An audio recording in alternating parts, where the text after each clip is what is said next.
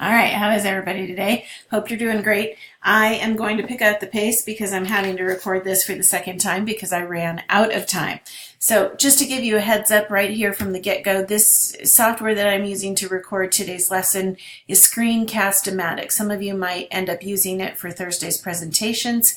I'll talk about that later, but in essence, it's a free way to record any slides or content, a single image on your computer, and tell people about it. But the free version is limited to 15 minutes, so I need to move a little bit more quickly this time. Not only am I running out of time before class actually starts, but I want to get everything into the time allowed with the free version. Rubrics, rating scales, and checklists. That's what we're talking about this week. We are still in the InTask standard number 6 in regards to assessment. We're just going to basically continue with our content in regards to rubrics and other tools that can be used to formatively assess our students. I hope you've already completed your 5-question quiz in regards to rubrics. If you have not done so, you have only until 6 o'clock tonight to complete that and earn the attendance points for today's class. Basically, it's a summary of what we're going to be talking about today in conjunction with what did you learn last week in regards to rubrics. So your first task that I'd like you to do after you complete the quiz, of course, if you haven't done these already anyways, is to meet virtually with your teammates. So your PLC groups, you started on a practice rubric last week. I want you to finish those and post the updated version to D2L to our discussion thread. If you've already been working in Google Docs, this should be really pretty easy and seamless for you. No problem there. But keep in mind, this really won't be difficult in order to use your online rubric generator, or if you're using Excel, you can have other products in process and still be able to complete these pretty seamlessly on the computer. So use your text messaging, use the discussion thread in D2L to talk to one another, whatever. Work together, collaborate, finish up those. Make sure, though, that you have the standard as well as an objective that support the rubric that you are creating. This is a practice rubric. I want to see how well you really grasp this concept before I review that final one and before you have to move into your official PLC unit plan rubrics. Okay, we'll talk more about that here in a few minutes as well. So, checklists and rating scales, what are they? So, in a nutshell, a checklist is, did the kids do it or did they not? And whereas a rating scale has a numerical or a graphical continuum. We'll look at some examples here in just a second. So, we know what a rubric is. We know that a rubric has levels of proficiency and criteria. So the criteria is usually along the left-hand side, and our levels of performance are across the top. We have point values, we have descriptor labels, and we have details within each of the coordinating cells in the body of the rubric that really tell our students exactly what it is that we expect them to do. But what's a checklist? So a checklist is basically a yes-no format. So they either did it or they didn't do it. They either participated or they didn't. It's not about how well they did something. It usually offers a yes-no within that specific criteria, as I mentioned. So you might think about it as a light switch that you see here. So if the light is either on or it's off. You can use it to record observations of an individual, a group, a whole class. Some people choose to use checklists for homework, for example. Students either did the homework, they either attempted to practice, or they didn't. In contrast to a rating scale really allows teachers to indicate the degree or frequency of behaviors, skills, strategies. So let's keep going with the light switch analogy that you see there on your screen. A rating scale is more like a dimmer switch. A dimmer switch provides a range of performance levels. So rating scales state the criteria, and then it provides 3 or 4 different response selections that describe the quality or the frequency of student work. Oftentimes you're going to see the words that we try not to use in a rubric because they're not specific enough, but they at least tell us something, especially from just a teacher's perspective. So those are descriptive words like always, usually, sometimes, or never, right? They're not always clear to students because there's an element of vagueness within them, but they're helpful to us as the author, right? If we're using them, we know pretty much what that means, or we shouldn't be using them. In contrast to the rubrics, so that's the very specific set of criteria that evaluates a student's performance. So we've got the fixed measurement scale, we've got the detailed description of characteristics for each level of performance, and rubrics really increase the consistency and reliability of the scoring. I hope you're still with me. Let's look at a couple examples. We have a checklist. So this is a more robust checklist than we often see because not only does it have 7 different criteria down here on the left-hand side, but it also has 2 different opportunities to demonstrate mastery against these criteria, basically, or at least to represent that they tried. They either didn't try it at all, the work that they submitted or that they were working on in class, it either didn't meet this criteria or contain that criteria. They tried to do it, of course unsuccessfully, or they did do it.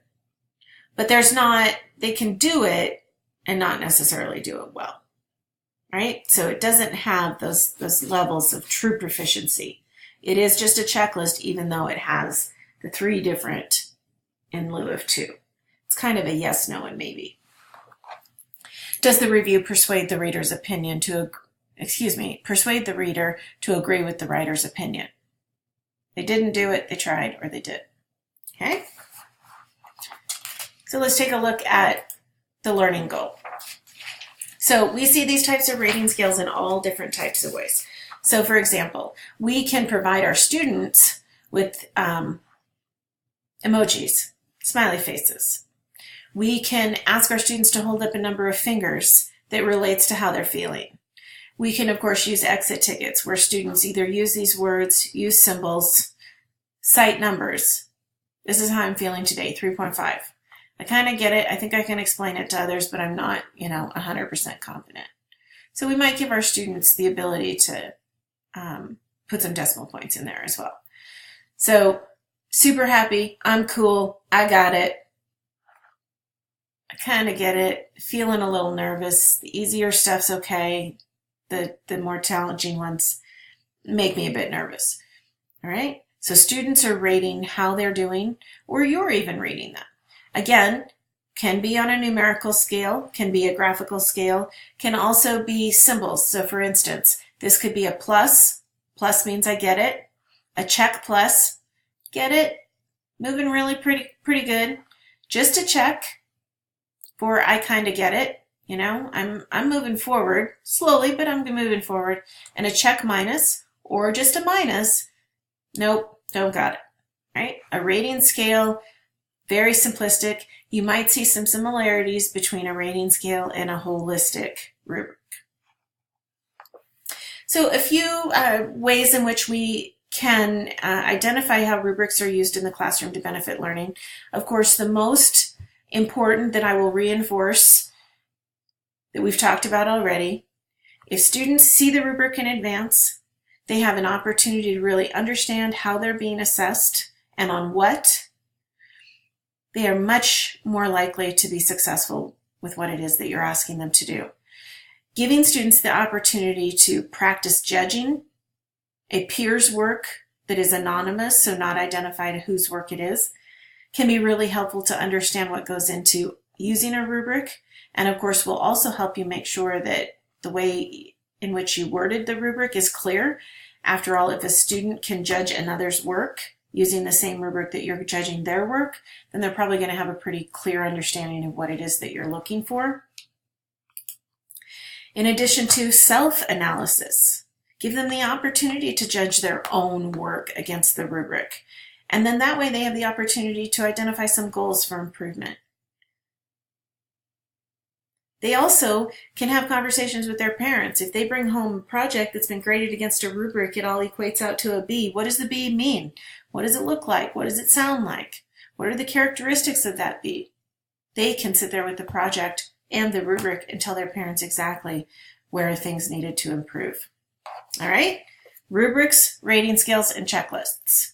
In that order from specificity to pretty vague. Okay? All right. I've got 5 minutes. So, real quickly, personal communication as assessment is the project that we're going to be doing in class on Thursday. So everyone needs to read the personal communication as assessment text. It's in D2L under week 8. So if it's not in week 8, then it's in week 7 under the assignments portion, but I'm pretty sure it's in both of those locations. I'm not going to waste my free Screencast-O-Matic time to look that up and verify it. Everybody reads pages 251 to 255, and then you should have already divided up the other 6 parts of the chapter. If you don't have 6 people in your PLC, then choose the elements that are the most applicable to your content areas. For example, if you can't ever see yourself doing oral examinations, leave that one out. Pick from the remaining. If there are 6 of you, you need to cover all the 6 parts that are on the assignment instructions. Make sure that you identify what it is, that you share key information, that you give examples of how you can see this being used in the classroom, maybe even show us some examples, model for us how this is well done. You can include videos, have your group do a little role play activity, whatever resources that can help explain this content to your peers. Remember, these are instructional questions and answers, conferences and interviews, class discussions, oral examinations, journals, and logs. Okay? All right, so you come to class on Thursday with your planned presentation. You don't have to do slides. You can do a poster. You can just talk to your peers. Make sure that whatever it is that you do, that it's done in a meaningful way. So when we leave out a visual component of some kind, oftentimes we aren't meeting the needs of one of our learners at the table. So be thoughtful about that. If you're not present on Thursday, if you have not received clearance from me on your absence, you will just simply not receive the 20 points. So you'll be taking a 0 if you're not in class on Thursday. Otherwise, it's extenuating circumstances only, and your presentation needs to be recorded using something like Screencast-O-Matic and submitted to your team in advance of class on Thursday so that they can watch it and evaluate it. All right? So you have to do your part, even if it has to be done in a virtual manner. Email me, submit a question to the discussion thread, general questions, if you have any questions in regards to those assignments. I look forward to seeing these. Everyone always seems to really enjoy this activity. Keep in mind also that we will do a peer evaluation on these, and we will use a rating scale. All right? So we will practice what we preach this week.